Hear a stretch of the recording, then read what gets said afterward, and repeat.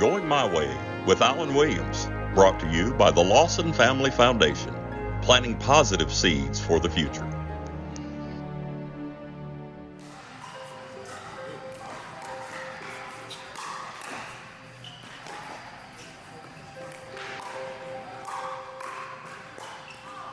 Time is measured in many ways, but for Reggie Mosley, his time was almost up after just one game.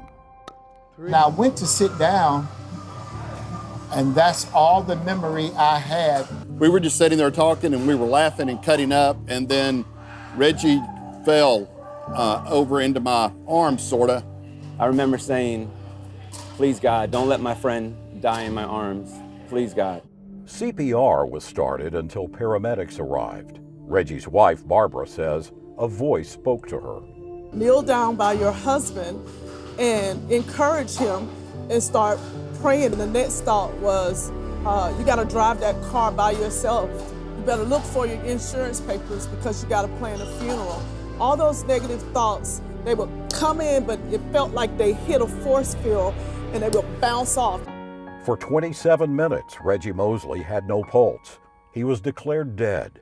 Then, something incredible happened. Reggie opened his eyes, even took off his oxygen mask. How does someone survive 27 minutes declared dead, no brain damage, and you're just fine and you're still playing? Well, it's an absolutely miracle how it all unfolded. There are no words to put out there to say how this thing happened. It's just a miracle. Even the doctor was dumbfounded. He stood by the wall and he just stared at me. And he looked at his iPhone and He had a device. he looked back at Reggie and he looked down again. Yes, and he did that 4 times. After the 4th time, he came up to me and asked me this question. He says, "I'm trying to figure out whether or not I'm in the right room." Yes. And he says, "Is your name Reggie Mosley?" And I told him, I said, "Yes, sir, I am." And he backed away, turned around, and left. He had this look of amazement on his face. For 27 minutes, a moment in space and time for Reggie Mosley, a true miracle. Going My Way, I'm Alan Williams. Show that form.